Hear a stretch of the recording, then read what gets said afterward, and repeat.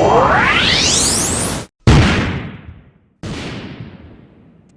seumpama masih muda tapi mempelajari ilmu Jawa, pendapat jenengan pripun? Kan sekarang kan banyak toh kayak di sosial media itu mereka nggak bisa dibilang tuh banyak tontonan yang seperti itu. Ya, maaf loh, saya juga dulu masih muda loh. Lagi maksudnya kan? Muncul nom gini. Saniki mawon ta. Bagus pisan. Lagi maksudnya kan nggak tabu gitu loh Gus untuk dipelajari anak-anak muda sekarang jadi biar tetap nguri-nguri kejawaannya. Lah gini loh Mbak, kenapa kok sekarang ini banyak anak-anak muda yang dimunculkan oleh Tuhan untuk memedar babakan ilmu-ilmu tua? Karena apa? Ini sudah masanya untuk peralihan peradaban itu, memperbarui generasi. Kalau dulu kan seperti dibatasi, ya kan? Seperti dibatasi. Orang yang boleh mempelajari ilmu-ilmu tua harus berumur minimal 40 terus ke atas kan gitu toh. Atau ada lagi yang minimal sudah menikah. Agak mantu. Oh, mantu. Sudah mantu, cara wong Jawa ngarani wis bubak. Nah, ono sing model ngono kuwi. Nanging saiki lek ngenteni tuwek, lek ngenteni tuwek, selak mate, jagate selak bar. Napa saged berhenti jagat niku? Contoh ya. Aku lek iso cara muni iso entek apa ora wallahu alam. Ning kenyataannya ya. Pada kenyataannya, sebelum manusia ini diciptakan, ini sudah ada makhluk yang diciptakan wujudnya seperti manusia juga. Apa? Itu bangsa Banul Jan. Persis seperti manusia. Niku saderenge manusia. Sebelum Adam diciptakan. Itu Tuhan sudah menciptakan bangsa yang seperti manusia dengan sifat karakter seperti manusia yang namanya Banul Jan itu. Tentunya niki Gus. Iya toh. Nah, tapi apa krono gawe kerusakan akhirnya dipungkasi dier. Lah lelepan kok menungso iki kakean pola ngurusai tatanan dintekne yoan digulung jagat iki. Iya. Nah, makanya digantos napa Gus makhluk napa? Wa alam. Aku dhewe cik menungso e. Terus napa to Gus lek akhir tahun niku fenomena seperti ini bisa terjadi, maksudnya bencana alam. Terus banyak yang terungkap lah maksudnya ketika akhir tahun. Ya gini ya Mbak, saya pernah dapat dawuhnya gini ya. Silam-silem pengangen-angen dong wayah mengodong wayah mingkem. Udek-udek gantung siwur wis padha mungkur sing sapa wonge ora bisa eling bakal ketungkul. Saya pernah dawuh seperti itu, pernah dapat dawuh seperti itu. Silam-silem pengangen-angen dong wayah mengodong wayah mingkem, berarti sesuatu yang sudah diberikan oleh Tuhan, yang diterima oleh akal atau ilmu itu aja ya paling enak ya, paling enak ilmu. Ilmu dari Tuhan itu ada yang bisa diwedarkan secara umum dan ada yang untuk pribadi. Nah, makanya bahasanya gini tadi. Silam-silem pengangen-angen. Silam-silem pengangen. Dong wayah mengo, dong wayah mingkem. Jadi apa yang sudah didapatkan dari Tuhan atau berupa ilmu atau isyarah, nah, kita harusnya berpikir cerdas dan bijak gitu loh. Mana yang harus disampaikan ke publik, mana yang harus untuk pribadi. Karena tidak semuanya ini tidak semuanya untuk umum. Makanya ada wadi, istilah wadi. Ketika kita ini terlalu ngumbar wadi, walah wis merusak tatanan. Nah, contoh gini, contoh yang paling gampang. Mbak Desi contoh ya, Mbak Desi duwe wadi. Sebenarnya Ya, kan? wadi itu ramalan. Bukan ramalan, aib. Wadi ku aib. Aib. Lah, aib iku cara sampean lah. Aib sampean tak umbar nang umum. Contoh. Nesu gak sampean? Nesu ta? Nesu. Nesu. Ora beda kaya apa wadine Gusti Allah ki yo duwe. Awake dhewe ora oleh ndisiki kersa. Nah, yang belum terjadi, ini kan masih menjadi rahasia Tuhan toh. Nah, ketika rahasia Tuhan ini terlalu diumbar, lah berarti kan podo karo buka wadine Gusti Allah toh. Terus Ki mereka bahaya. itu tahu wadi itu dari mana? Wadine Gusti Allah niku. Ya, sebenarnya mereka tahu kok. Tapi makanya ya kita menyampaikan ini konsepnya apa? Gitu loh. Konsepnya untuk memperingatkan umat atau hanya untuk mencari ketenaran di dalam publik.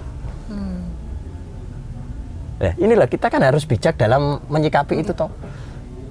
Kalau hanya sebatas supaya kita ini tenar di dalam publik, ya, iya ngono kae lah.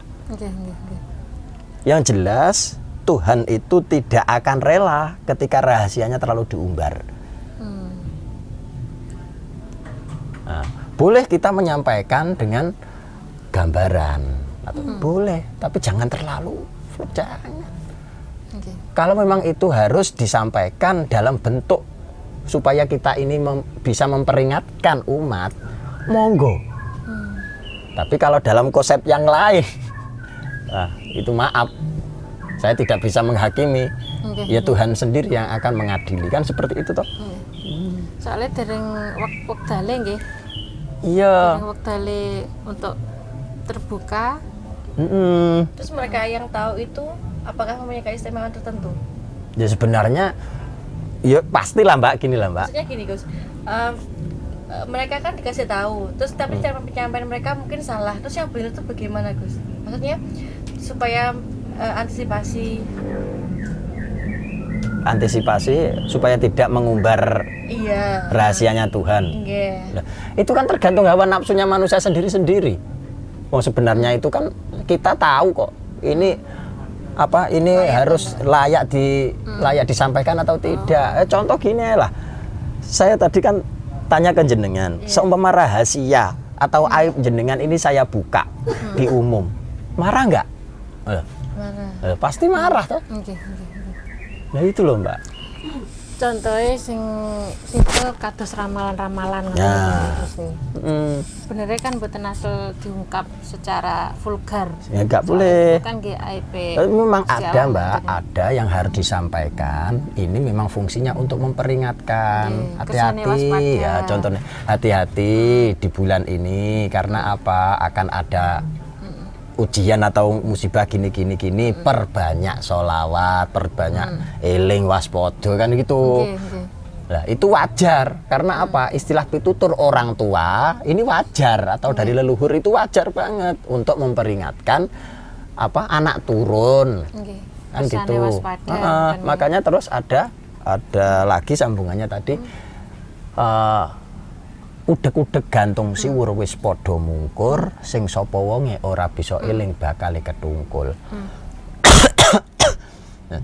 Udeg-udeg gantung siwur ini kan turun ke 7 toh Mbak.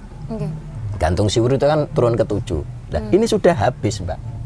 Nah, kita ini yang ke-8 kita ini sekarang ini. Jadi kita tugasnya untuk memperbarui peradaban.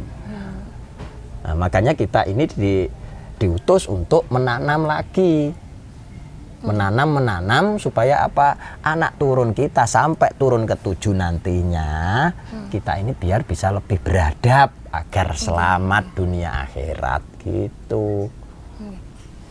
Anu Gus, lek ten luar negeri niku kan anu to napa marak tentang Tuhan itu dilihat dari segi saintologi. Ngoten. Itu napa nggih termasuk wadi nggih ngoten niku? Ya sebenarnya wadi juga, tapi kalau di ilmuwan di dalam ilmu keilmuan maaf ya, ilmiahnya. Itu sebenarnya kan pengetahuan secara syariat itu. Nah, sebenarnya. Nah, tapi kan di dalam apa pengetahuan ilmiah itu di dalam ilmiah itu sendiri kan juga ada yang tidak bisa diilmiahkan. Contoh hidup manusia. Kalau memang semua ini bisa diilmiahkan, bubrah loh Mbak. Contoh gini, kita tidak tahu besok kita masih hidup apa tidak. Itu kan betul sakit diilmiahkan. Tidak bisa. Benar. Itu tidak bisa diilmiahkan. Tapi kalau secara materi bisa diilmiahkan. Soalnya kan enten penelitian eksperimen teknologi ngoten nggih. Dadi saged di ilmiahkan. Bisa. Nggih. Takdir hidup mboten saged nggih. Makanya kan ada ilmu tentang ilmu yang bisa diterima oleh nalar. Nggih. Ya. Dan ilmu yang hanya bisa dipahami dengan rasa atau batin. Gitu. Ora kena digebyah uyah. Lha kabeh diilmiahne ya bubrah no. Berarti lek ilmiah niku tatanane tasik secara syariat nggih. Syariat itu. Oke. Iya. Jadi kalau lelek pan terlalu mengandalkan akalnya, berarti itu masih dalam syariat. Nggih. No, Mbak. Mane apa? Iman kang sejati, iman yang sejati itu ketika akal dan hati, rasa ini sudah menyatu. Akhirnya memunculkan keyakinan. Karena apa? Sudah padu antara ilmu yang sudah diterima oleh akal dan rasa ini yang menjadikan kita lebih apa? Cara nang nggone dununge apa? Nang nggone siirane Gus Dur, dununge rasa tandha yen iman to. Nggih. Ketika kita sudah bisa merasakan apa yang dikehendaki oleh Tuhan sebenarnya ya. Makanya keyakinan kita, keimanan kita akan semakin bertambah. Contoh gini, Mbak. Ada material berupa cabai. Cabai. Jenengan ini apa bisa yakin ketika jenengan ini cuma melihat saja tanpa mengunyah hingga merasakan rasanya. Iya kan? Nggih.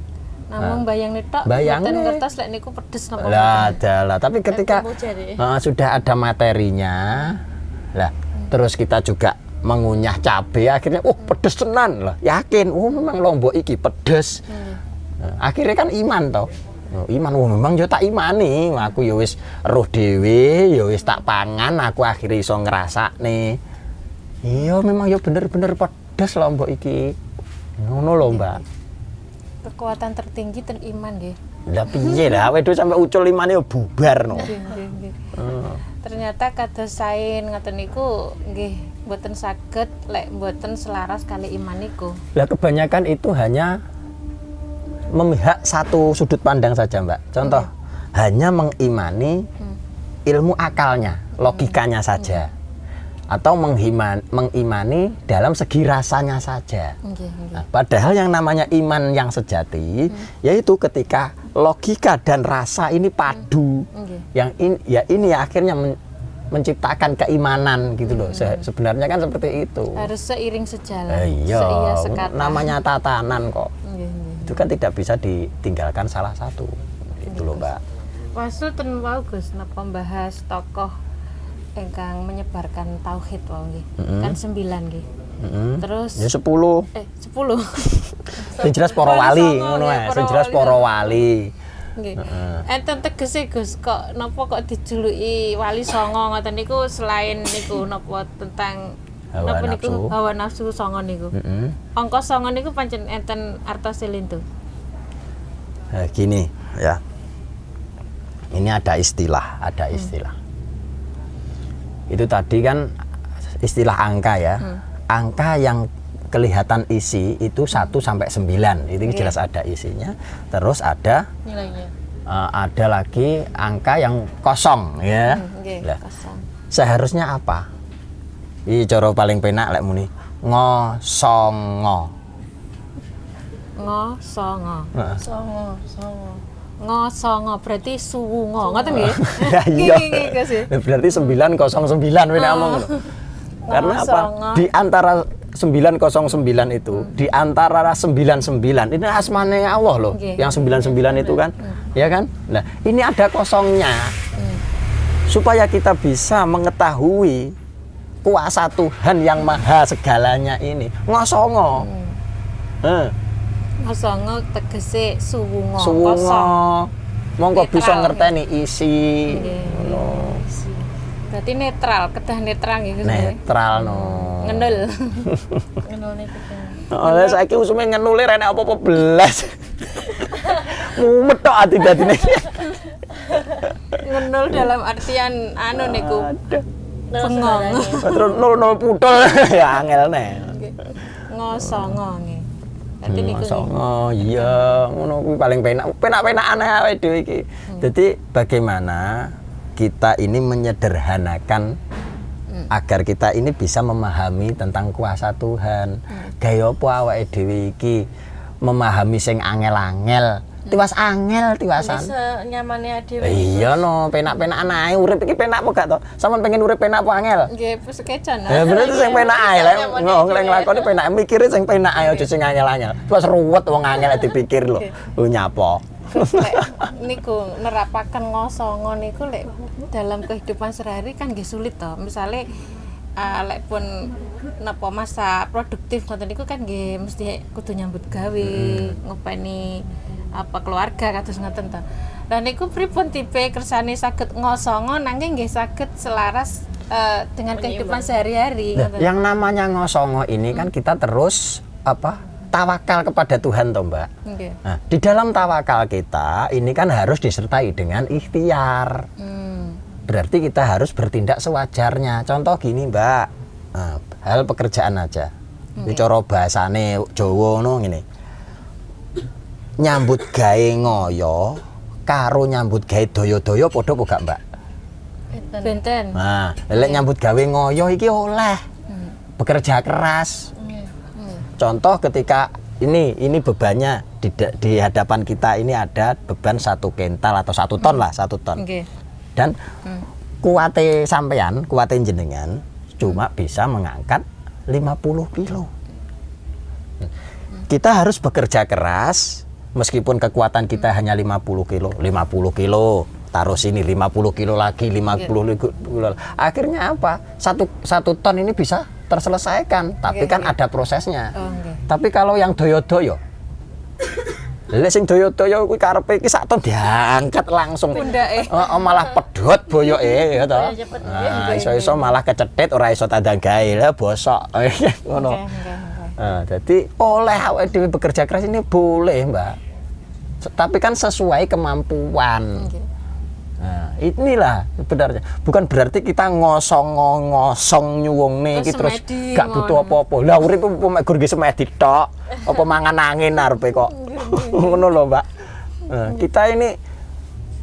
kita ini diciptakan sebagai manusia biasa dan kita harus bisa membiasakan sebagai manusia. Lumrahe manusa iki piye? Berkalifah nggih, Gus. Iya ta ya. Sak mestine manusa iki mung piye? Membiasakan diri sebagai manusia. Jangan sampai kita ini diciptakan sebagai manusia tapi kelakuannya ora kaya manusa. Lah ya berat nih to. Angel nih. Merai angel kuwi mateni L. Heeh, lek angel gak mateni L berarti gak angel no. Ange. Oh guyon karuan. Ange. Terus Gus niku kan wali songo nggih. Lah niku lek pemahamane ngapunten wong paswale ten Siti Jenar kula penasaran kok kadose Siti Jenar niku di sisi lain kados napa ya dipojokkan ngoten lho. Gitu. Dipojokkan bahwa itu aliran-aliran yang sesat ngoten lho. Lagi padahal niku kan mempelajari tentang ngosongo niku wae. Gini loh Mbak. Contoh gini, ketika kita ini berusaha untuk mendekatkan diri kepada Tuhan, berarti kan kita berusaha untuk mengosongkan sifat keduniawian. Itu pasti akan diuji. Dihujat. Dicoba. Itu. Nah, karena apa? Maaf loh Mbak. Di dalam ujian manusia itu kan sebenarnya sebuah proses untuk menuju isi. Gitu loh. Nah, sebenarnya seperti itu. Jadi wajar ketika orang ini berusaha untuk berubah menjadi lebih baik. Ini pasti ada godaan ujiannya, Mbak. Supaya apa? Supaya kita gagal. Maaf loh, Mbak. Tugasnya jin, iblis itu apa? Menggoda. Bukan membantu ya? Nah, bukan membantu. Itu menggoda. Menggoda. Menggoda manusia tugasnya. Dan godaan itu munculnya dari situ juga, ya toh. Ketika kita ini diuji, pasti ada godaan muncul. Ya kan? Diuji Gusti Allah, godaan iki muncul awakmu nyembah aku ae, ora usah nyembah Gusti Allah, wis tak turuti iki nyapa-nyapa. Padahal sejatine yang menciptakan dan yang menghendaki semua ini siapa? Termasuk yang memerintah iblis atau bangsa-bangsa itu siapa? Tuhan sendiri. Iya toh? Kita harus juga berterima kasih dengan iblis loh ya. Akhirnya kita tahu, akhirnya ada pembelajaran, ya kan? Kita tahu mana yang benar, mana yang salah, mana yang harus dilakukan, mana yang harusnya ditinggalkan, kan gitu toh. Jadi nenek moyang ya, iblis itu ternyata nenek moyang. Nenek moyangnya malaikat iku kok.